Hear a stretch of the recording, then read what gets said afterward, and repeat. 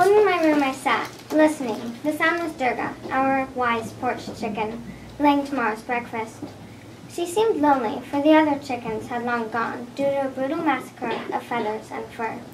She was golden and fluffy. The feathers on her feet were stained with droppings.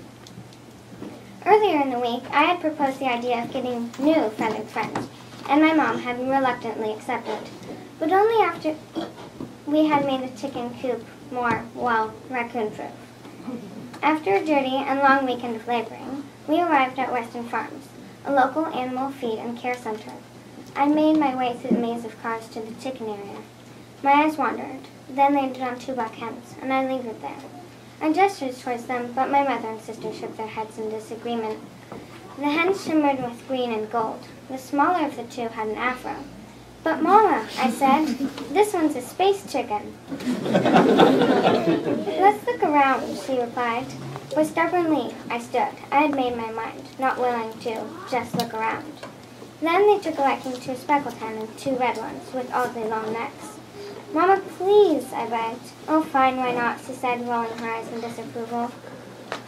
At the end of the trip, we left with the red ones, who later on we named Espresso and Velociraptor, the speckled one, whose new name was Sprocket, and last, but surely not least, the space chicken and her sister.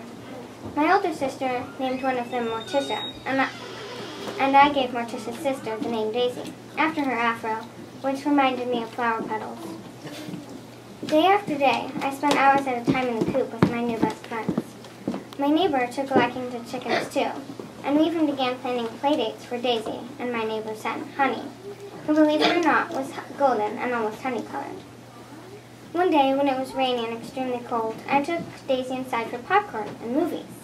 We snuggled up under several layers of blankets on the floor. We got through almost the entire show before I felt something warm trickle down my chest before finding a spot on my thigh.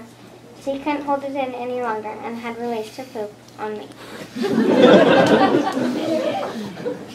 Over the next few months, I spent most of my time with Daisy. I gave her a collar, which was really an old bracelet of my mom's. I had even attempted to put a diaper and pink tank top with green lace trim on her, which soon failed. Then I had a chance to show off my companion to my classmates in kindergarten. I was student of the day, therefore I could bring in a possession of mine to school. All the other girls in my class brought their Barbies or porcelain dolls, but me, I brought my space chicken. When I arrived at school, my teacher mistook the large blue crate for cat color. I corrected her, explaining I had brought Daisy, the space chicken. My teacher looked at my mom with eyebrows raised. My mom shook her head and replied, "You'll see." I approached the front of the class, laid a towel on the ground, and released her. She poked her head out curiously and trotted out and perched on my foot. All of the confused eyes staring at me were now filled with happiness, and the somewhat silent classroom was filled with giggles and laughter. I began to run in circles, followed closely by Daisy. That day was the first day she laid an egg. It was pure white, and unfortunately was stepped on. That night, I also attempted to have a sleepover with her, which did not turn out as planned. I also, unable to read, told her stories. She would follow me everywhere, and I loved her dearly. Time passed and my birthday arrived. My mom sent me to the chicken coop to gather eggs for my birthday cake, and I did, looking forward to tell Daisy my new age, 6. But when I arrived at the coop and found Daisy, she had passed away. Tears drowned my eyes and blurred my vision.